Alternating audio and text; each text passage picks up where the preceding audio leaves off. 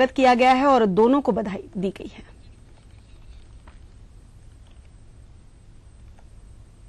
Manmohan cabinet में शहरी विकास और गरीबी उन्मूलन मंत्रालय मिलने के बाद गिरिजा व्यास ने ईटीवी से खास बातचीत की है। गिरिजा व्यास ने कहा है कि वो पहले कांग्रेस की कार्यकर्ता हैं और बाद में मंत्री। गिरिजा व्यास ने कहा कि उनका लक्ष्य गरीबी उन्मूलन रहेगा। गिरिजा व्यास ने राहुल गांधी की तारीफ करते हुए कहा है कि उनमें इंदिरा गांधी जैसी प्रशासनिक कुशलता और राजीव गांधी जैसी संवेदनशीलता है और कांग्रेस राहुल गांधी की अगुवाई में आने वाले लोकसभा और विधानसभा चुनाव में फतह हासिल करेगी। वहीं केंद्रीय मंत्री बनने पर मुख्यमंत्री अशोक गहलोत ने गिरिजा व्यास को बधाई दी है। राष्ट्रीय महिला आयोग की अध्यक्ष ममता शर्मा ने भी गिरिजा व्यास को बधाई दी है। वहीं मनमोहन कैबिनेट में श्रम रोजगार मंत्री बनने के बाद शीशराम ओला ने ईटीवी से खास बातचीत में कहा है कि ज्यादा से ज्यादा रोजगार के अवसर मुहैया कराना उनकी पहली प्राथमिकता होगी। ओला ने आलाकमान प्रधानमंत्री मनमोहन सिंह और कांग्रेस के उपाध्यक्ष राहुल गांधी का उन्हें मौका देने के लिए आभार भी जताया है। उन्होंने कहा है कि जल्द वो विभाग के अफसरों की एक बैठक लेंगे और आगे की कार्य योजना तैयार करेंगे। इधर मुख्यमंत्री अशोक गहलोत ने शीशराम ओला को केंद्रीय मंत्री बनने पर बधाई दी है।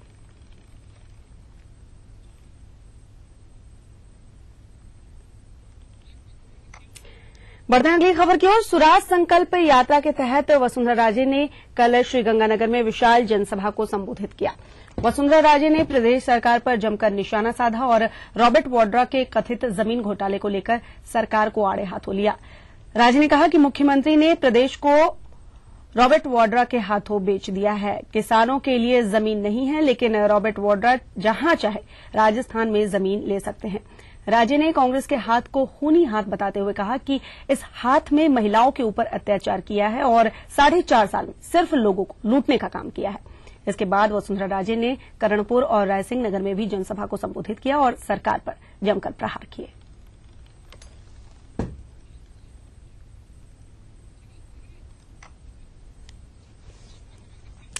दौसा कलेक्ट्रेट में उस वक्त हड़कंप मच गया जब कक्ष 256 में आग लग गई।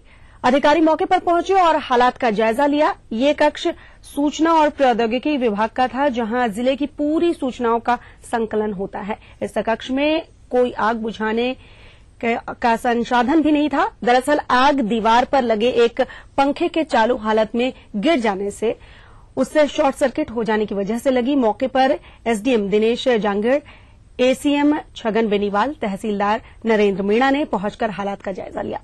मौके पर दमकल को भी बुलाया गया, लेकिन कक्ष में बैटरी और कंप्यूटर होने के कारण पानी नहीं डाला गया। फिलहाल अधिकारी किसी बड़े नुकसान से इनकार कर रहे हैं। से या किसी भी कारण से शॉर्ट सर्किट होने से एक पंखा था, उसमें आग लगी है। पंखा जल के टूट के पूरी तरह नीचे गिर गया। समय रहते सूचना मिल गई और सूचना मिलने के बाद में तुरंत इसको आकर के संभाल लिया। बिजली की लाइन वाइन है वो सारी थी, सारी सब उसको लाइन काट दी गई, फ्यूज वगैरह है वो निकाल दिए गए। जिसे समय रहते इसको जो है सभी लोगों ने पहुंच करके संभाल लिया। तो बहुत भारी नुकसान जो था सारे एनआईसी के कंप्यूटर सिस्टम है जिले का, वो सारा कलेक्ट्रेट का इसके अंदर ही था। बढ़ते हैं अगली खबर की ओर। आज बिहार में भारतीय जनता पार्टी विश्वासघात दिवस मना रही है और इसे लेकर आज बिहार बंद बुलाया गया है। इस बंद के रूप में भाजपा का दर्द राज्य भर की सड़कों पर उतर आया है। जदयू की बेवफाई से नाराज पार्टी कार्यकर्ता आज सड़कों पर उतरे हैं और जमकर प्रदर्शन कर रहे हैं। भाजपाइयों को ये उम्मीद है कि सूबे की जनता कमल का हाले दिल समझेगी और बंद को पूरा समर्थन मिलेगा।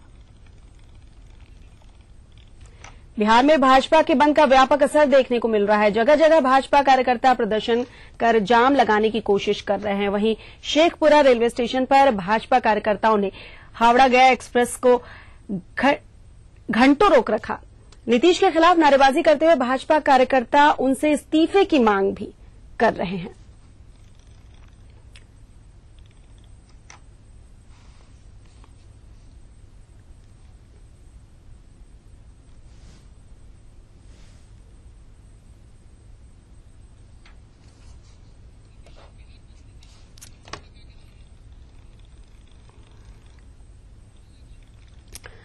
और बिहार के मुख्यमंत्री नीतीश कुमार का इस बंद को लेकर क्या कुछ कहना है, आइए आपको सुनवाते हैं।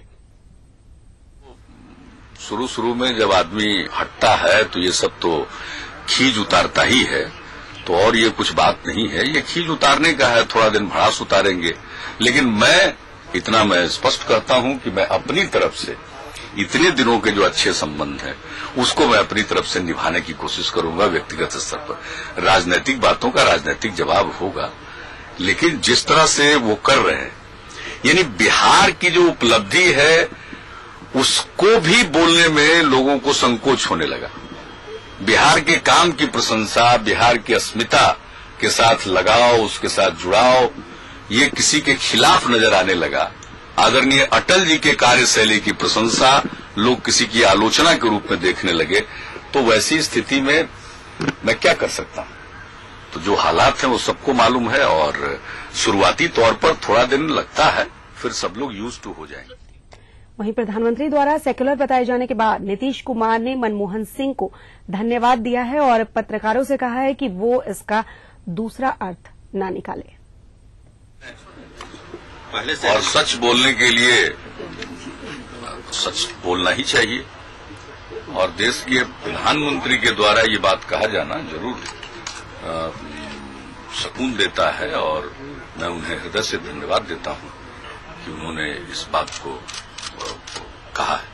कुछ संकेत भी दिख रहे हैं कि आपके नहीं, इसमें कोई संकेत नहीं है। देखिए, जो देश के राजनीतिक हालात है वो स्पष्ट था। हम लोगों को ये निर्णय लेने के सिवा हमारे सामने कोई दूसरा विकल्प नहीं था।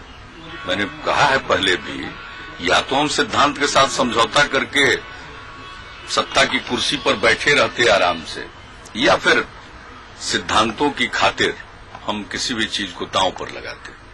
तो इसलिए हम लोगों ने ये मंजूर किया। हम सत्ता के चैन में रहने की मानसिकता वाले व्यक्ति नहीं है।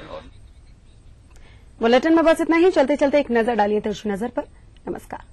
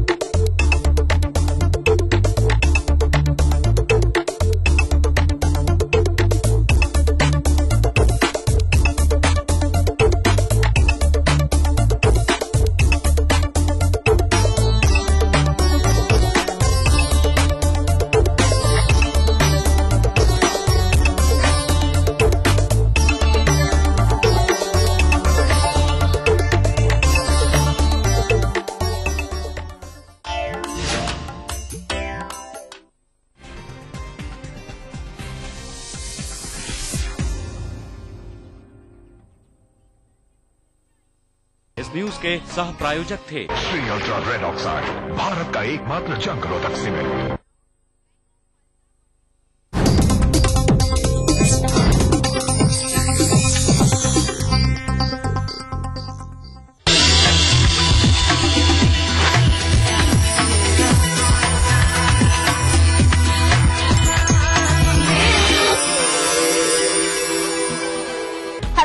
मिसेस भाग्यशाली के एक नए एपिसोड में आप सभी का बहुत बहुत स्वागत है। हर बार की तरह इस बार फिर हम आपको मिलवाएंगे एक नई मिसेस भाग्यशाली से, ऐसी लेडी से जिसमें है काफी सारी क्वालिटीज। हमारी मिसेस भाग्यशाली में इतनी सारी क्वालिटीज होती हैं, जैसे कि प्यार, समर्पण, त्याग, ममता, काफी सारी क्वालिटीज होने के साथ साथ इनमें एक बहुत ही अच्छा गुण है कि ये एक नोबेल प्रोफेशन में है। एक अच्छी माँ तो है ही, साथ ही कई ऐसी लेडीज हैं जो नहीं बन पाती हैं माँ, उनको मातृत्व का सौभाग्य प्राप्त करने में भी उनकी हेल्प करती हैं। तो दोस्तों, ये तो मैंने आपको बता दिया कि ये एक डॉक्टर है, लेकिन पर्सनल लाइफ में वो कैसी हैं, उनकी लाइफ स्टाइल कैसी है, जानने के लिए आइए मिलते हैं उनसे।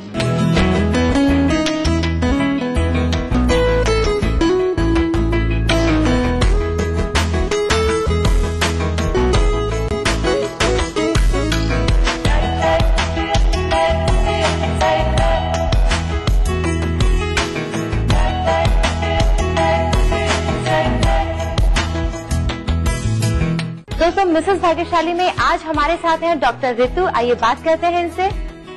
डॉक्टर ऋतु, किस फील्ड में आपका स्पेशलाइजेशन है? पहले तो ऑब्स्टेट्रिक्स गायनी से मैंने अपना स्पेशलाइजेशन शुरू किया था, लेकिन धीरे धीरे इसके अंदर जब ये पहले वो फीमेल्स तो आती रही जिनके पेट में बच्चा था, जो ऑलरेडी प्रेग्नेंट थी, धीरे धीरे वो भी आने लगी जिनके अंदर जो इनफर्टाइल थी, जिनको बच्चा नहीं था। फिर धीरे धीरे मैंने उसमें स्पेशलाइजेशन शुरू किया और अब मेरा major field of interest infertility है, जिनको बच्चा नहीं लग रहा उसमें। तो डॉक्टर रितु, आपने अपना स्पेशलाइजेशन जो फील्ड है वो भी चेंज किया है। कहते हैं ना कि आवश्यकता आविष्कार की जननी होती है। बिल्कुल बिल्कुल। क्या करें, फिर मुझे उसमें भी स्पेशलाइज करना पड़ा। पहले तो इतना उसमें नहीं आता था, फिर धीरे धीरे लगा कि ये पेशेंट्स भी बढ़ रहे हैं और इतने एक्सपेक्टेशंस के साथ आपके पास पेशेंट आते हैं तो आपको उनको भी ट्रीट करना ही है। ये फिर धीरे धीरे जस्ट आउट ऑफ इंटरेस्ट मैं इस फील्ड के अंदर आ गई और अब मैं सक्सेसफुल IVF स्पेशलिस्ट हूँ।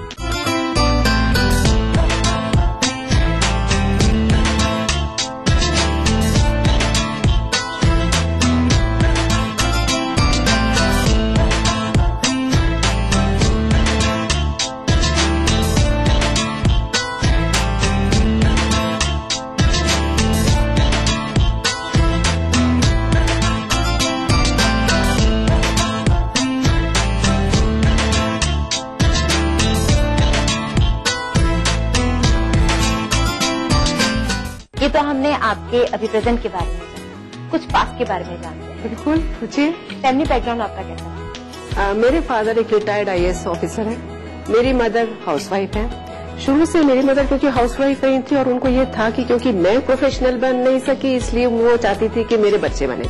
वी आर जस्ट 2 सिस्टर्स, मैं एल्डर हूँ और मेरी एक छोटी बहन है। और शुरू से फिर उनके मन में था कि मुझे तुझे डॉक्टर ही बनाना है, तो ये सपना मेरा कम और उनका ज्यादा था। फिर धीरे धीरे उनके सपने को जीते जीते फिर मैंने इसको अपना सपना भी बना लिया और मैं इस मेडिकल प्रोफेशन के अंदर आ गई। मेरी सिस्टर MBA है और वो अपना किसी कंपनी के साथ जॉब करती है। बचपन में कैसी रही आप? आपने कहा आपकी छोटी सिस्टर है। हाँ। तो कैसे रिलेशन थे आपके? वो मेरे से वैसे तो 6 साल छोटी है। एक सिस्टर के बड़ी बहन और छोटी बहन का रिश्ता कम था और माँ बेटी का रिश्ता मैं कहूंगी कि ज्यादा था, क्योंकि मैंने उसको शुरू से ही, क्योंकि बहुत छोटी थी मेरे से, इसलिए मैं बहुत प्रोटेक्ट करती थी।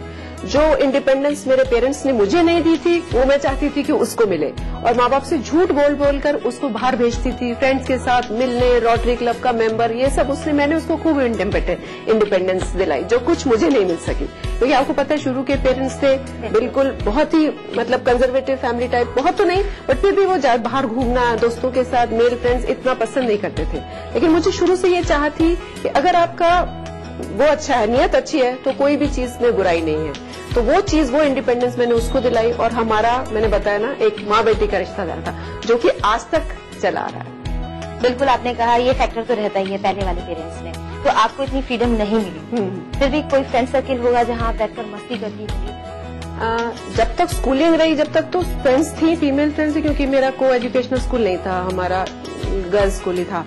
तो तब तक तो इतनी बहुत ज्यादा मैं नहीं कहूंगी इतनी मस्ती था। रूटीन में फ्रेंड्स के घर नाइट स्टे करना, पिक्चर जाना, बट वो ज्यादातर हम पेरेंट्स के साथ ही करते थे। तो पेरेंट्स ये कहते थे जो कुछ तुम्हें करना है हम तुम्हारे साथ हैं, हम तुम्हें ले जाएंगे। कहाँ है, बाहर खाना खाने जाना है हम ले जाते हैं, पिक्चर देखनी है हम ले जाते हैं। तो वो आउटिंग इतनी ज्यादा उस टाइम नहीं हो सकी। ये आउटिंग शुरू हुई जब मैं मेडिकल कॉलेज के अंदर गई, वहाँ एकदम से हम खुल गए।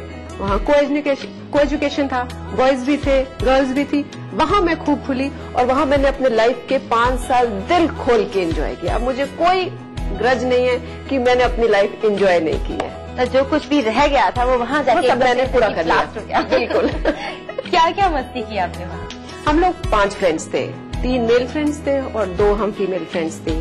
खूब मतलब साथ उठना बैठना, कॉलेज कम जाना, कैंटीन में ज्यादा एंजॉय करना, चाट पकौड़ी खाना, चाय पीना सुबह से शाम तक, और शाम को फिर घर जाना। मम्मी पापा सोचते अरे कितना थक के आई है हमारी बेटी, थक गई होगी। उनको ये नहीं पता कि हम खूब मजे करके आए। अच्छा, और क्या हॉबीज आपकी? सबसे ज्यादा इम्पोर्टेंट मेरी, आप एक हॉबी कह लो या जो भी कह लो, I love reading and I am an आर्बिड रीडर।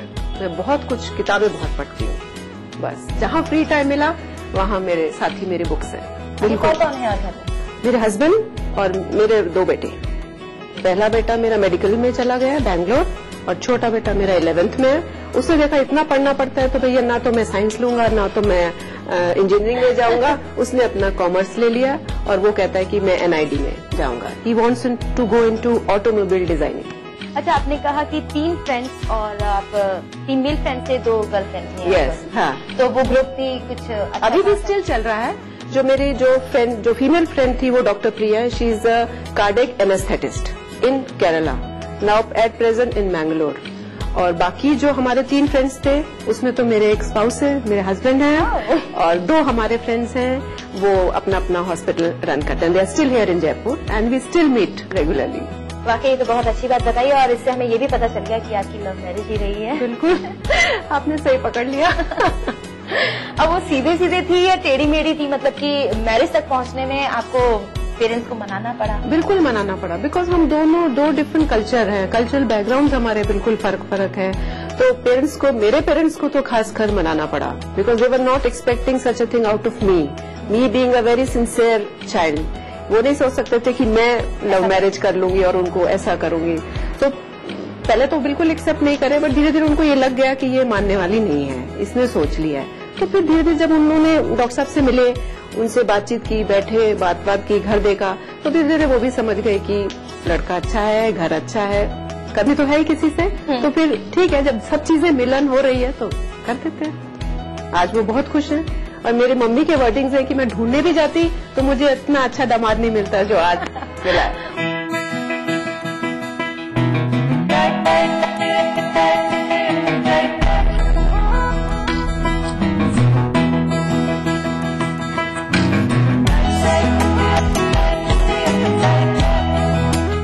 दोस्तों, डॉक्टर ऋतु से तो हमने ढेर सारी बातें कर ली। अब हम आपको मिलवाएंगे इनके लविंग चार्म से भी, लेकिन एक छोटे से ब्रेक के बाद।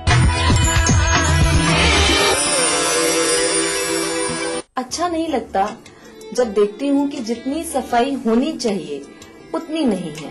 खुशी, तुम मेरे घर रोज आया करो। मैं तो रोज आना चाहती हूँ, लेकिन तुम्हारे घर के पास इतनी गंदगी है, इतना बदबू है कि मुझे आना अच्छा नहीं लगता। ठीक है, मैं मम्मी को कहूँगी कि गलियों में कचरा ना फेंके, डस्टबिन में फेंके। ओके। ऐसा नहीं है कि हम जयपुर शहर को साफ रखने की कोशिश नहीं करते, लेकिन जरूरत है हम सबको मिलकर के इस कोशिश में साथ जोड़ने की। हम अपने घर का कचरा सुबह 7 बजे से लेकर के 10 बजे के बीच में ही नियत स्थान पर डालें। हमारे सारे संसाधनों का समुचित उपयोग करते हुए उस कचरे को 8 बजे से लेकर के 12 बजे के बीच में उठा सकते हैं। मुझे उम्मीद है कि अगर हम सब ठान लें और अगर हम सब आपस में जुड़ जाएं, तो निश्चित रूप से हम जयपुर शहर को जो वर्ल्ड क्लास सिटी बनाने का सपना, आपका, हमारा, हम सबका जो ये सपना है, उसे हम पूरी तरीके से साकार कर सकते हैं। अब पाइए टपकती छत की परेशानी से 100% छुटकारा। लगाइए टेरोसिन, लीकेज का doctor. A product by Diamond Building Care। जीने लगा हूँ पहले से ज्यादा तुम पे मरने लगा।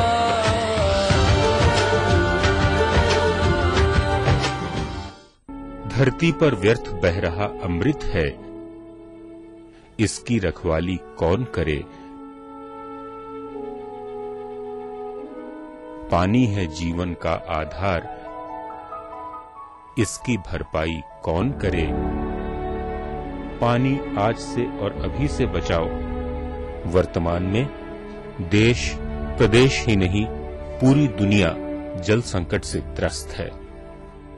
क्या पता कल पानी बरसे, कम बरसे और नहीं भी बरसे।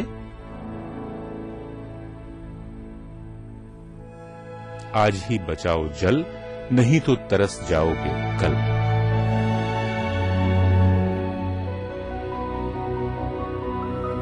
राज्य जल संसाधन आयोजना विभाग एवं यूएपीपी द्वारा जनहित में जारी।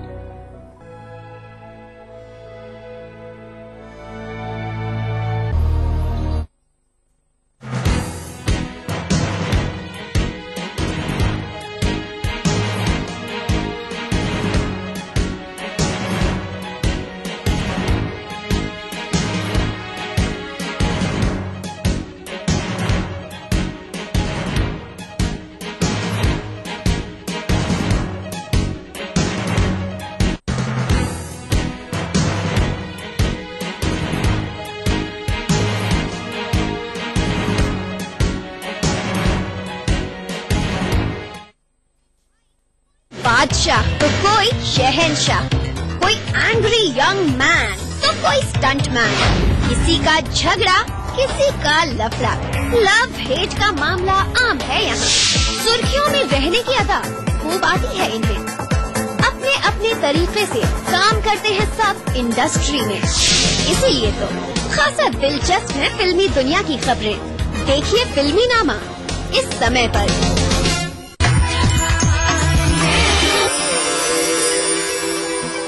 दोस्तों, ब्रेक के बाद मिसेस भाग्यशाली में आप सभी का बहुत बहुत स्वागत है। और अब हमारे साथ है हमारी आज की मिसेस भाग्यशाली डॉक्टर रितु और उनके मिस्टर भाग्यशाली डॉक्टर दीपक। दीपक जी, आप भी डॉक्टर हैं, ये तो हमें पता चल गया, लेकिन आपका स्पेशलाइजेशन किस फील्ड में है? मैंने MBBS MD किया है। आई एम जनरल फिजिशियन और मैं खास देखता हूँ डायबिटीज और हृदय और श्वास से रिलेटेड पेशेंट्स को ज्यादा ध्यान देते हैं।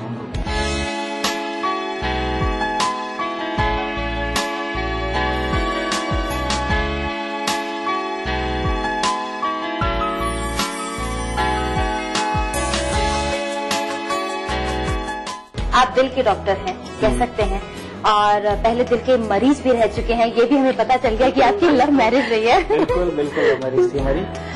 और ये भी हमें इनसे पता चला कि इनकी फैमिली को बनाने में थोड़ी सी मशक्कत करनी पड़ी थी।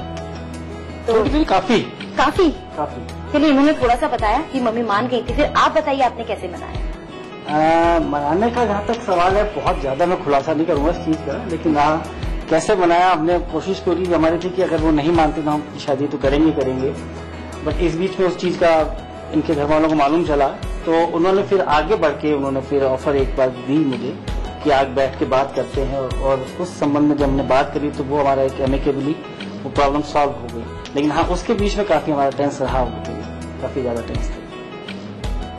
टेंशन के बावजूद एक अच्छे निर्णय पे आप पहुंच गए हैं और रिजल्ट जो निकल के आया वो भी बहुत अच्छा रहा।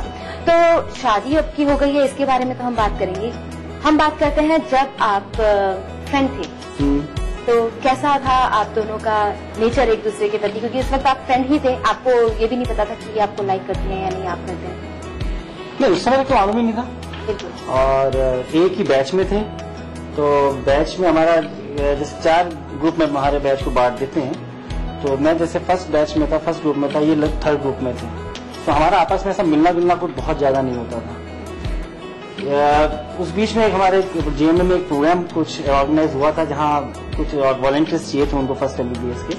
तो हम लोग उस वॉलंटियर्स में से, मैं भी था, ये भी थे। तो वो पहली मुलाकात हमारी हुई थी। तो रात को हमें बैठ के वहाँ कुछ रंगोली और मांडने और ये सब बनाने थे।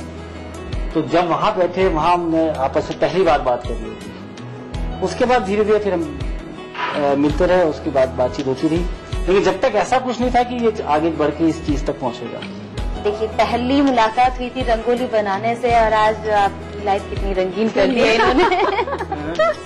वो पहली घटना थी हमारी। तो कब लगा कि ये फ्रेंड से ज्यादा बेटर है कि मैं इसे लाइफ पार्टनर बना? धीरे धीरे, एग्जैक्टली ड्यूरेशन तो नहीं बता सकता कितने दिन के बाद लगा, लेकिन हाँ काफी 6-8 महीने तक हम ऐसे फ्रेंड ही थे। और उसके बाद जब हमें महसूस हुआ, फिर हमने, हालांकि प्रपोज मैंने नहीं किया, ये बात सही है कि मैं थोड़ा हिचक आता है, प्रपोज इनकी तरफ से था। तो कैसे प्रपोज किया? इनको मालूम था कि शायद मैं इनको लाइक करता हूँ, तो इनका प्रपोजल था जो मैंने एक्सेप्ट करना ही था। कैसे प्रपोज किया था? Proposal simply phone talk? हाँ, मैं जस्ट एक प्रपोजल इस तरह का था कि मैं तुम्हारे साथ रहना चाहती हूँ, तुम्हारे साथ शादी करना चाहती हूँ। और मैं मना नहीं कर पाया, क्योंकि मैं खुद चाहता था, लेकिन मैं आगे बढ़ के बोल नहीं पाया उस समय। डॉक्टर रितु से जानते हैं, क्या आपको लग गया था पहले से ही कि ये लाइक करते हैं आपको बहुत? नहीं, ऐसा नहीं था, क्योंकि ये बिल्कुल लड़कियों में उठते बैठते नहीं थे, लड़कियों से बिल्कुल बातचीत ही नहीं करते थे और दूर दूर रहते थे लड़कियों से। लड़कों में ही उठना बैठना, खाना पीना, दिन रात सब वही हो जाता था इनको। तो इनको मुझे लगता था कि जैसे बाकी और दोस्त है, वैसे मैं भी इनकी उन दोस्तों में से एक हो गई। इसलिए मुझे समझने में थोड़ा सा वक्त लग गया कि वाकई में इनकी लाइकिंग मेरी प्रति है भी, कि और जैसे और लोगों जैसे की है। इसलिए तो पहले तो समझा कि हाँ भाई करते हैं, फिर लगा कि क्या हम कंपैटिबल हैं। लाइकिंग एक तरफ है, शादी एक तरफ है, ये भी देखना है कि शादी करके ऐसा नहीं उसको फिर पूरी जिंदगी निभाना भी जरूरी है। तो जब मुझे लग गया कि ये सब चलेगा, ऐसा हो सकता है, तब मैंने जाके इनको प्रपोज किया। यूँ कहें कि आप बिल्कुल कॉन्फिडेंशियल हो गई थी कि ये करते हैं नहीं, मैं तो बहुत लाइक करती हूँ, वो पूछ लेना चाहिए। यही चीज होती है। बिल्कुल बिल्कुल। तो डॉक्टर ऋतु आप बताइए कि डॉक्टर दीपक में आपको उस वक्त क्या क्वालिटीज ऐसी लगी कि आपको लगा कि यार लाइफ पार्टनर तो ऐसा ही होना चाहिए? एक नहीं, मैं कहूंगी बहुत सारी ऐसी क्वालिटीज थी जो मुझे लगा, जो आज भी है, कि लाइफ पार्टनर ऐसा ही होना चाहिए। एक तो ये कि सबसे पहले एक इंसान को इंसान समझना जरूरी है, एज अ फीमेल नहीं, एज अ पार्टनर। दूसरी बात ये, इनका नेचर बहुत ही अच्छा है, बहुत ही, मैं कहूंगी बहुत शब्द तो बहुत कम है, बहुत ही जॉली नेचर किस्म के इंसान है। लाइफ की किसी भी प्रॉब्लम को यूं मिनटों के अंदर सॉल्व कर देते हैं कि आपको पता ही नहीं चलता। जितनी मैं स्ट्रेस और टेंशन में रहती थी या कभी कभी मुझे हो जाती थी, पर ये उसको उतनी ही जल्दी सॉल्व कर देते थे। फिर मुझे हम लोगों की ये भी थिंकिंग की, शुरू से आप ये कहो कि थोड़ा सोशल वर्क की तरफ भी मेरा ये था कि अपने तो बच्चे होने भी चाहिए, अब ऐसा भी जरूर होना चाहिए कि हम एक अडॉप्ट कर लें, ये मेरे मन में था। ऐसे चलते फिरते मैंने इनसे भी एक बार ऐसी बात करी, तो मैंने कुछ डायरेक्टली नहीं किया, इनकी तरफ से भी ऐसे ये निकल के आया कि अपने तो हो, साथ में अपने को एक बच्चा अडॉप्ट भी करना चाहिए। तो धीरे धीरे लगा कि एक नहीं, बहुत सारी क्वालिटीज ऐसी हैं, हमारी थिंकिंग काफी एक सी है, इनकी क्वालिटीज बहुत सारी ऐसी लगी कि मेरी सिस्टर से भी काफी मिलते जुलते थे, उसके साथ भी बहुत फ्रेंडली थे, और ऑन टॉप ऑफ इट इनकी नेचर बहुत हेल्पफुल नेचर है। मतलब किसी के साथ भी आउट ऑफ द वे जाकर के, मैं कितना भी मना करती रहूंगी, लेकिन अगर हेल्प करनी है तो न दिन है न रात है, आउट ऑफ द वे जाकर हेल्प करते हैं। तो इसलिए बहुत अच्छा है। इतनी सारी क्वालिटीज मिल गई तो आपको लगा कि we are made for each other. पकड़ लो, जाने नहीं दो। आप बताइए डॉक्टर दीपक। इनकी क्वालिटीज में था कि ये एक चीज का अड़ी है तो उसको पूरा करके रहेंगे। दैट्स द ओनली थिंग कि एक चीज में ठान ली है तो मुझे करना है, चाहे उसमें टाइम कितना लग जाए, समय कितना लग जाए, लेकिन वो मुझे पूरा करना है। वो आज तक भी है। तो अगर मैंने ये करना है, अगर आज मुझे इस अस्पताल में ये चीज लानी है, whether it will take 1 year और 2 ईयर और 3 ईयर्स, मैं ये चीज लेके आऊंगी, और वो होता है।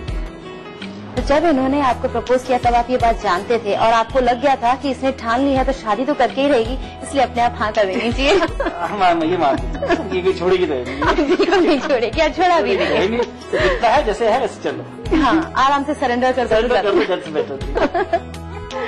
आप दोनों ही सेम प्रोफेशन में हैं और डॉक्टर का जो प्रोफेशन होता है काफी वर्कहॉलिक होता है, तो कैसे टाइम निकालते हैं आप लोग एक दूसरे के लिए और अपनी फैमिली? फर्स्ट थिंग तो हमने क्या कर रखा है कि जो हमारी ओपी की टाइमिंग्स है, लोग 9-9, 10-10 बजे तक देखते हैं, हमने एग्जैक्टली कर रखा है कि 8 o'clock will be the last patient we will see. 8 बजे आखिरी पेशेंट हम देखेंगे, देन उसके बाद कोई इमरजेंसी आती तो हम एंटरटेन करेंगे, देखेंगे। 8 बजे बाद हम ऊपर आते हैं, अपना टीवी पे जो प्रोग्राम आते हैं, कोशिश करते हैं कि कहीं ना कहीं बाहर निकले। तो आउटिंग के लिए सबसे इम्पोर्टेंट चीज हमें लगती है मूवीज देखना। नहीं, मैं इनको थोड़ा सा यहाँ पर कट शॉर्ट थोड़ा सा करती हूँ। मैंने एक ये अपना एक नियम बना लिया है, या यूं कहो कि ऐसा मैंने पढ़ा है, सुना है और मुझे अच्छा लगा है, a family that praise together, eats together, stage together. तो मेरा ये वो है कि हम लोग, बच्चे सुबह चले जाते हैं, लंच हम साथ कर नहीं सकते, मैं और ये तो भी लंच साथ करते हैं।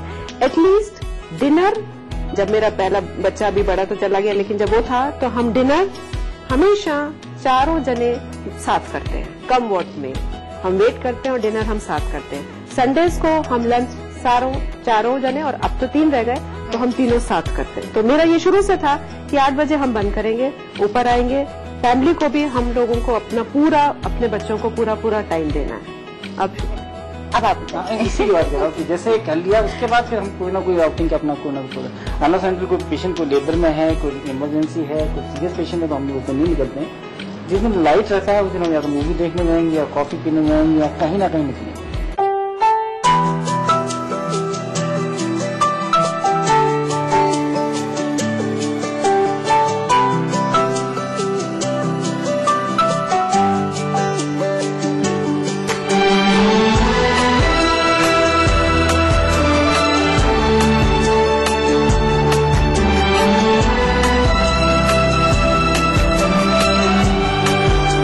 उन्होंने कहा, आपने भी कहा कि मूवीज देखने जाते हैं। आप इनके अक्षय कुमार हैं क्योंकि इनके फेवरेट एक्टर अक्षय कुमार है। आपको पता है आपकी फेवरेट एक्ट्रेस कौन? बहुत है। सबसे पहले तो मेरी माधुरी दीक्षित। माधुरी दीक्षित।